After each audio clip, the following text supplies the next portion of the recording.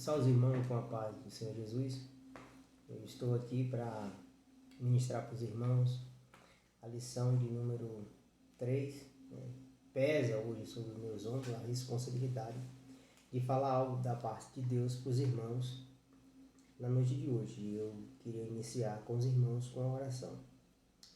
Senhor Deus, nesse presente momento eu quero te pedir, vem estender as tuas mãos sobre cada mão que faz parte da EBD.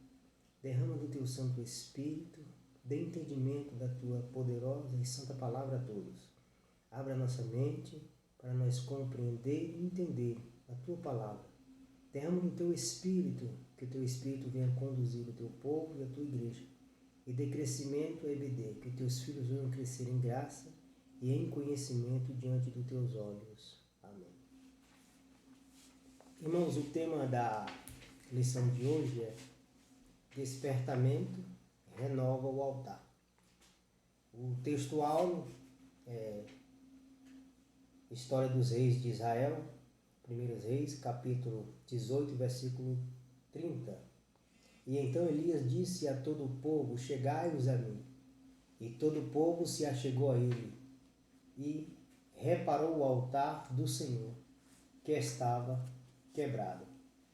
A situação da nação de Israel na época do rei Acabe não era um quadro muito bom espiritual, pois o rei tinha alguns profetas que de Deus não tinha nada. E Deus aqui agora usa o profeta Elias para trazer o povo de volta para adorar o verdadeiro Deus de Israel. Mas isso aqui nós vamos falar mais na frente. Introdução. Nessa lição, iremos meditar sobre um fato que caracteriza o verdadeiro despertamento. Trata-se da necessidade que o homem passa a sentir de se achegar-se mais perto do altar de Deus, a fim de estarem cada vez mais perto de Deus. É uma necessidade do homem, da mulher, de estar próximo de Deus.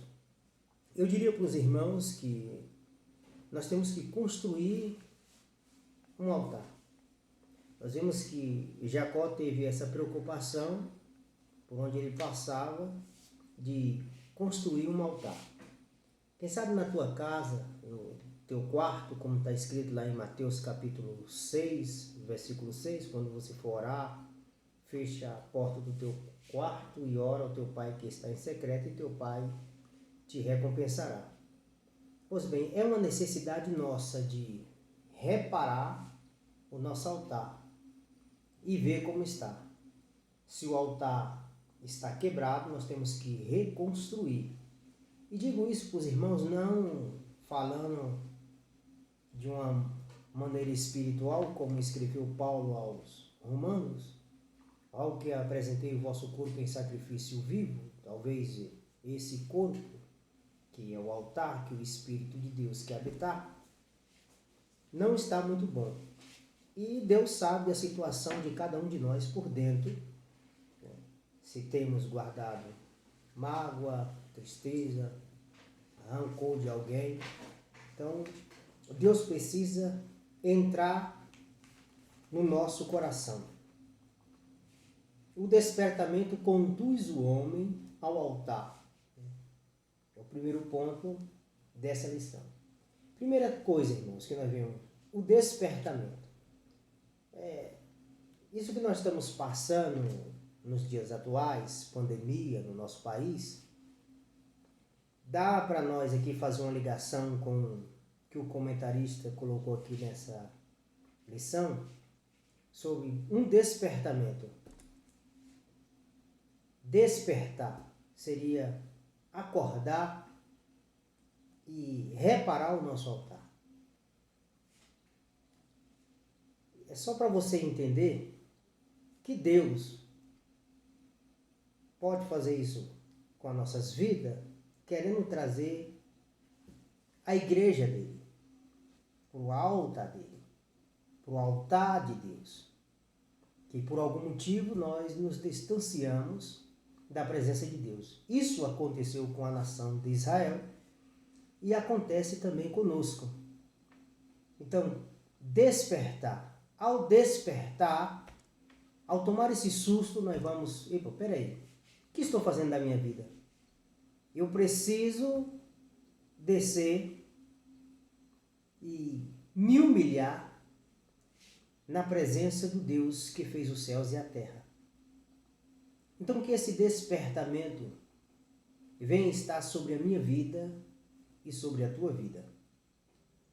E aqui nós vemos o que fez o profeta Elias. Na época, 450 profetas de Baal, os profetas de Azera, e mais a nação de Israel que estava distante, pois o rei era um rei que fez uma aliança com outro rei, casou com uma mulher pagã e ela se distanciou, levou o rei a se distanciar da presença de Deus. Aqui no ponto 1 vai falar o seguinte: os judeus sentiam-se a necessidade do acesso a Deus que o altar lhe proporcionava. Então isso em uma antiga aliança. Hoje, para nós, nos dias atuais, já muda, né? Muita coisa. Que no caso lá, na antiga aliança, era Deus, o Todo-Poderoso. Para nós, aqui em uma nova aliança, Jesus é o centro de tudo. E o povo construía o altar exatamente para buscar e invocar a presença do Senhor. O propósito que traziam no coração ao retornar do cativeiro, aqui já vai falar do segundo retorno, quando o povo, depois de 70 anos de cativeiro de Babilônia, no primeiro retorno eles voltaram com Zorobabel, que foi a reconstrução do templo. No segundo, aí vem Esdras, e é exatamente o que está falando aqui no ponto 1. E o terror estava sobre eles por causa dos povos da terra. Então a nação não tinha aquela força, mas eles sabiam que se invocasse, se voltasse para Deus, Deus poderia e pode realizar milagres. Então o que nós temos que fazer, irmão, é tomar uma atitude em nossas vidas e voltar para o altar de Deus, porque tem coisa que só Deus pode fazer. Imagine um povo que passou 70 anos em cativeiro, sofrendo, sendo subjugado pelos reis do Império Babilônico. E agora eles retornando de cativeiro.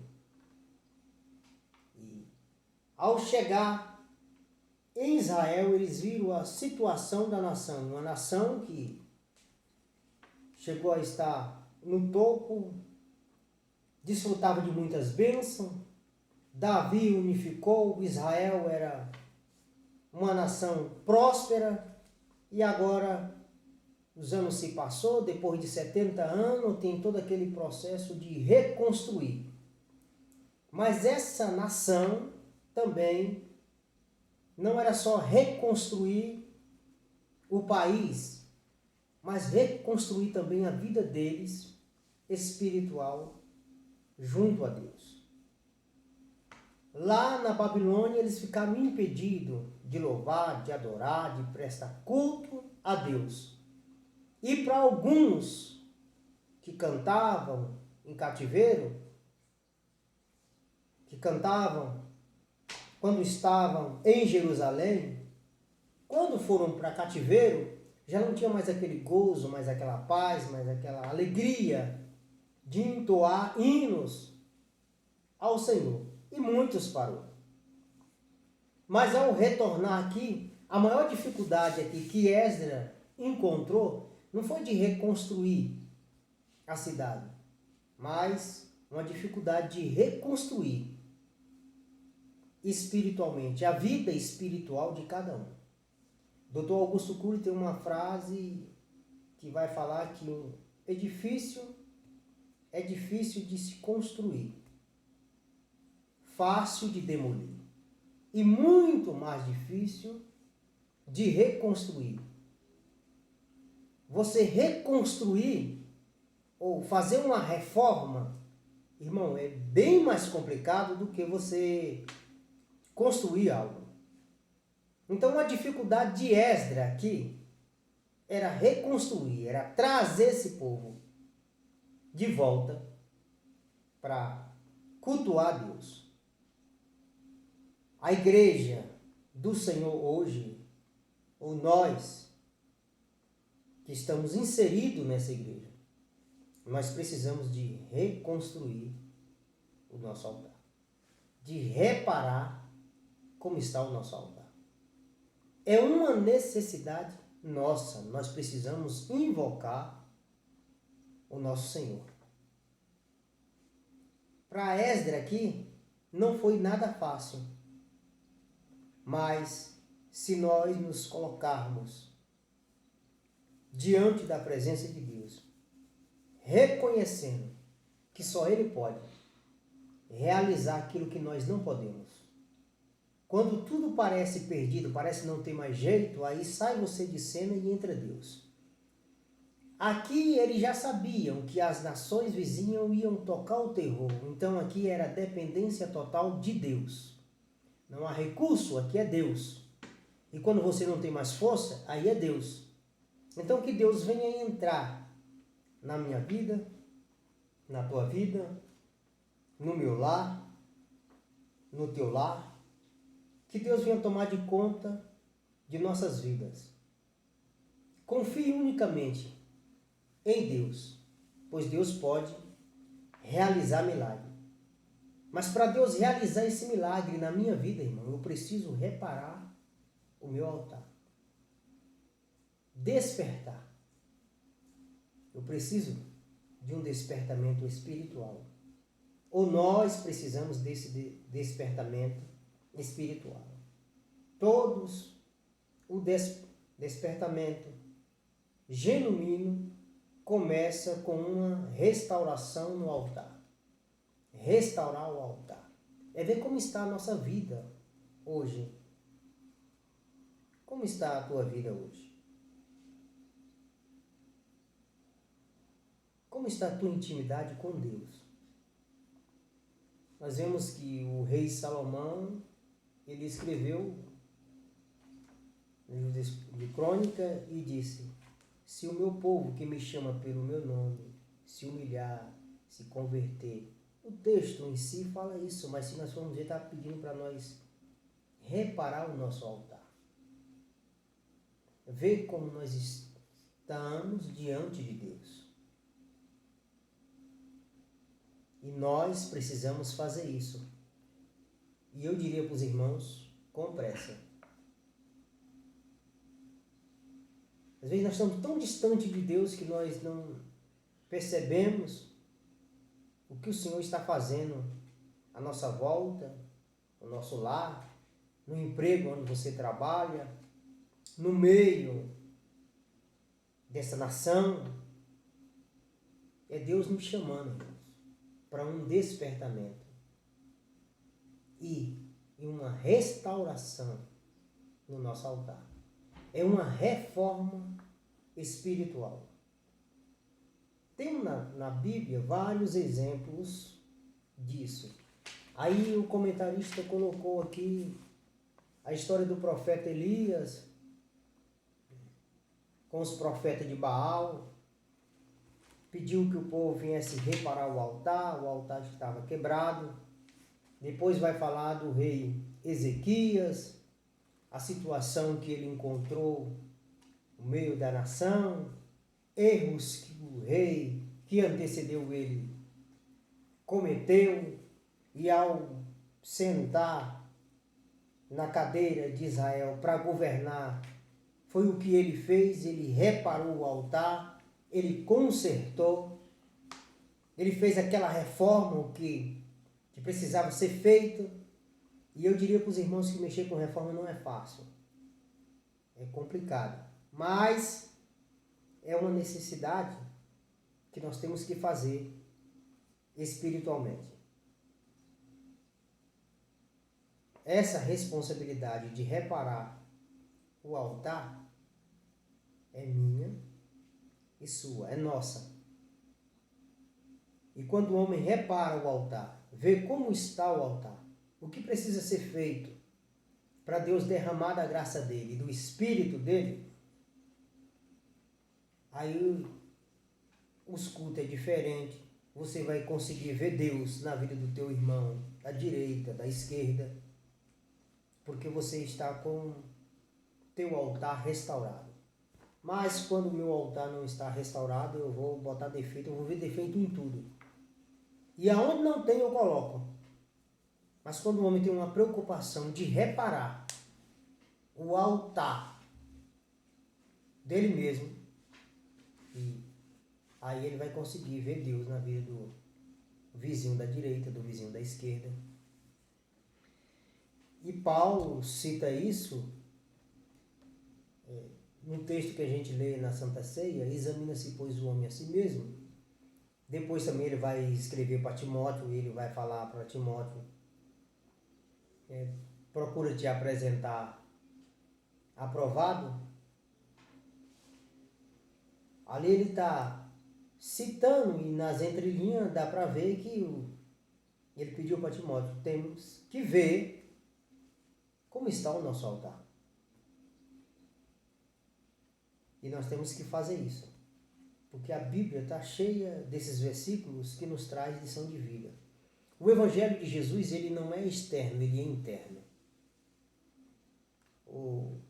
Para melhor compreensão dos irmãos, não é para você, é para mim. Esse Evangelho tem que fazer um efeito dentro do meu coração, porque se ele fizer um efeito aqui, eu sei que o efeito vai acontecer na tua vida.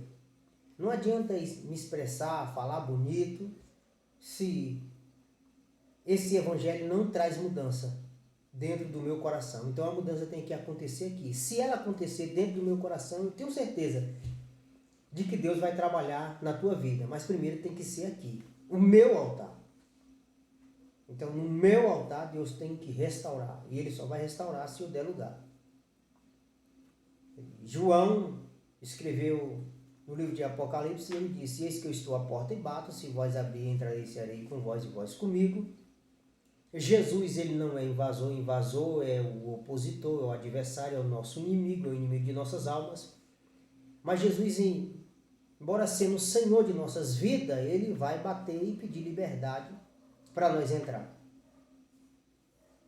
Aí entrando, ele faz a mudança necessária, mas com tantas coisas que acontecem na nossa volta, no mundo em que nós estamos inseridos, que às vezes nós esquecemos de orar, de buscar, de jejuar, de consagrar a Deus e corremos com perfeição para adquirir muitas coisas nessa vida, mas no que diz respeito à presença de Deus, à unção de Deus, à graça de Deus, ao conhecimento de Deus, aí não, é se Deus quiser. Sim, é se Deus quiser e eu quero, porque para ele entrar, eu tenho que querer. Aqui para Elias ele disse: não, primeiro nós vamos reparar, nós vamos ver como está esse altar. Tem tarefa que não é Deus que vai fazer. Eu e você, nós vamos fazer. E o que nós não podemos fazer, aí sim, aí entra Deus. No ponto 2 vai dizer: Cristo é o centro da nossa comunicação com Deus. Aí eu vou ler um versículo aqui, em 1 Coríntios. Primeiramente vos entreguei o que também recebi, que Cristo morreu por nós, pecadores, segundo as Escrituras. Então o centro de tudo para nós é Cristo. E eu diria para os irmãos que a igreja ela não pode ser antro, o homem não pode estar no centro. Jesus é o centro. Jesus tem que estar no centro. Por quê? Quem convence é Ele, quem liberta é Ele, quem transforma é Ele, quem realiza milagre é Ele, quem dá alegria ao homem é Ele. Então, se Ele é o centro, vai acontecer milagre. E a partir do momento em que nós deixamos Jesus de lado e o homem passa a estar no centro, ou aparece demais, Cristo desaparece. Aí Paulo vai citar aqui: porque nada me propus saber entre vós, senão Jesus, este crucificado.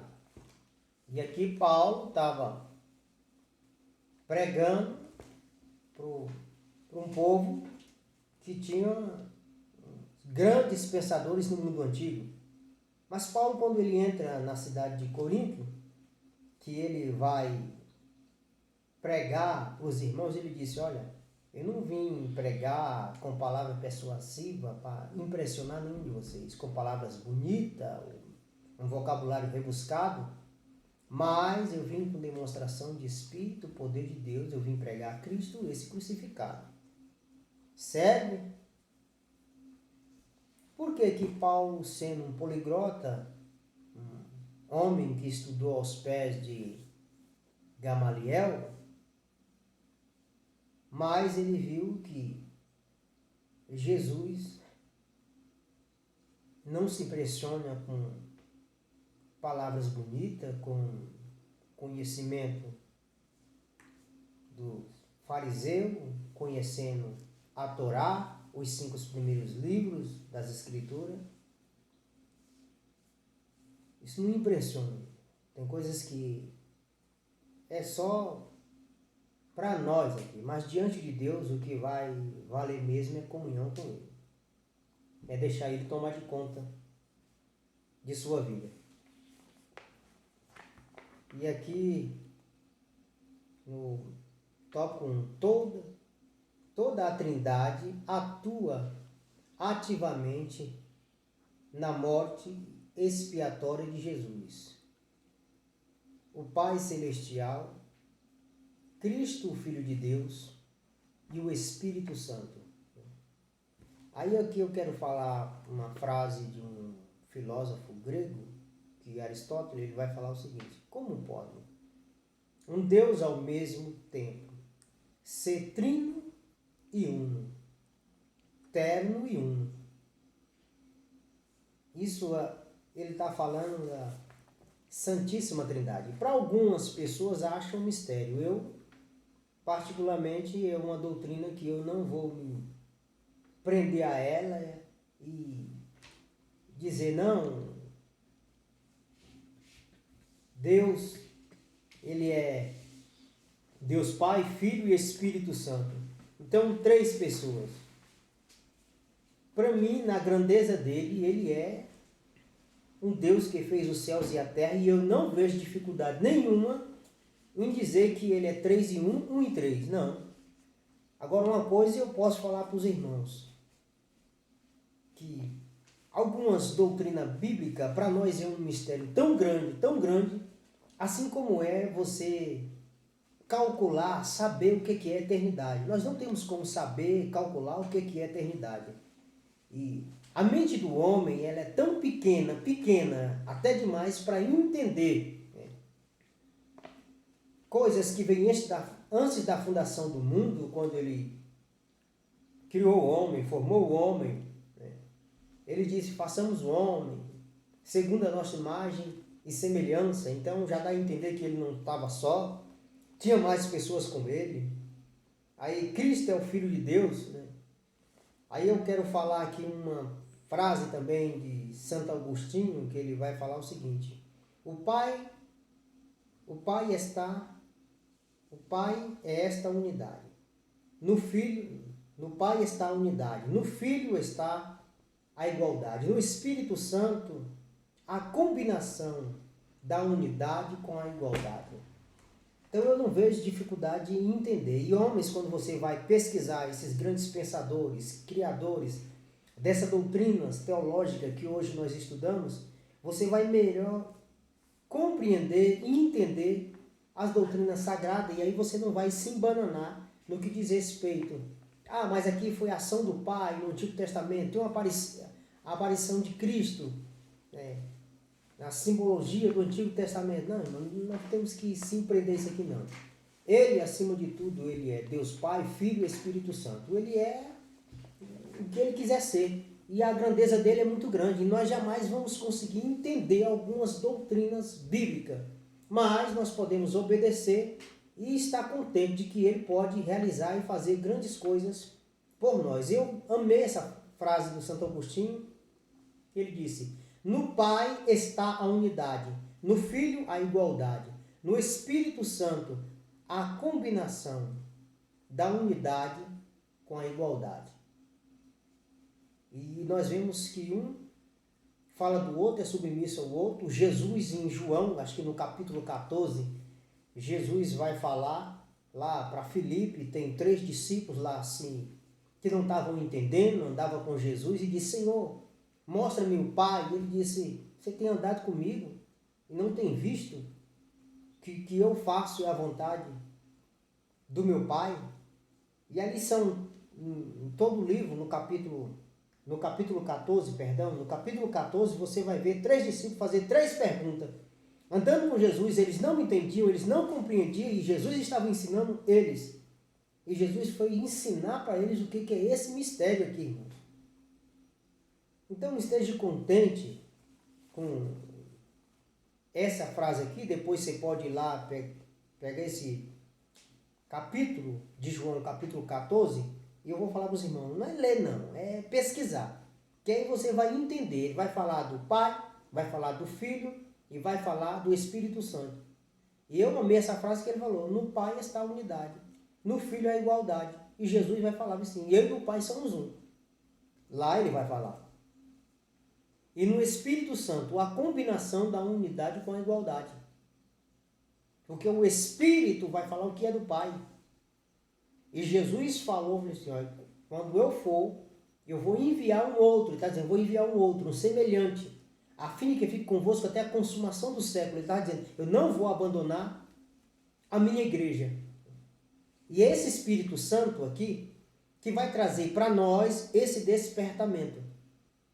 É esse Espírito. Aí eu vou falar para os irmãos o seguinte: olha, quando nós nos reunimos dentro de um santuário, ou em um culto nos lares, em escola bíblica dominical, estudo, a primeira pessoa que tem que estar presente no nosso meio tem que ser o Espírito Santo. Ele tem que estar no nosso meio, no centro. Porque ele estando, aí eu sei que o negócio vai ser bom, o povo vai sentir gozo, vai sentir alegria. E quando alguém estiver louvando ou contando um testemunho que vem de Deus, aí você vai ser tocado, porque a ação do Espírito faz isso, irmãos. Agora, e se o Espírito não está no nosso meio, não tem conversão. Não tem libertação. Você vai entrar e vai sair do mesmo jeito. Agora, quando ele está no nosso meio, aí eu vou falar para os irmãos. Aí é diferente. Tem libertação, transformação. Os milagres acontecem porque ele está. Então o Espírito tem que estar no meio. A igreja é um corpo. E quem move esse corpo é o Espírito de Deus. Um corpo sem o Espírito, sem o fôlego de vida, é morto. Pode enterrar. A igreja sem o Espírito de Deus é uma igreja morta. Ah, mas hoje nós temos doutores, pessoas que têm conhecimento. Não importa, irmão. A igreja da Antioquia, capítulo 13, nós vamos ver. E havia na igreja da Antioquia doutores e mestres. Mas eles estavam orando e o Espírito de Deus chegou e falou: separai-vos agora, Barnabé e a Saulo, para a obra que eu os tenho chamado. Se você tem condição de ter 1, 2, 3 formação acadêmica, cresça. Conhecimento é bom. Agora, ao crescer, não esqueça de Deus. Não. Cresça secularmente, mas cresça também espiritualmente. Jamais deixe Deus, porque você está crescendo secularmente, está com 1, 2 graduação, e aí você vai achar que já está sabendo de muita coisa. Mas eu diria para os irmãos que a parte que nós ignoramos é bem maior, mas bem maior. É como se você estivesse de frente de um oceano, bem maior. Não tem fim. É infinita. E Deus é tão sábio, que Ele, o que você não tem, eu tenho. E o que eu não tenho, você tem. A igreja é um corpo. Um depende do outro. Agora Ele, o nosso Deus, aí Ele é criador dos céus e da terra, do universo, de tudo que você desfruta. Quem comanda é Ele. Quem está no governo é Ele. E se nós sabemos de alguma coisa, foi porque Ele nos deu essa capacidade. Quando Ele disse, façamos o homem segundo a nossa imagem e semelhança, Deus estava dizendo, eu dou a este ser que estou criando aqui a capacidade de trazer à existência aquilo que não existe, de criar a coisa. Deus já deu.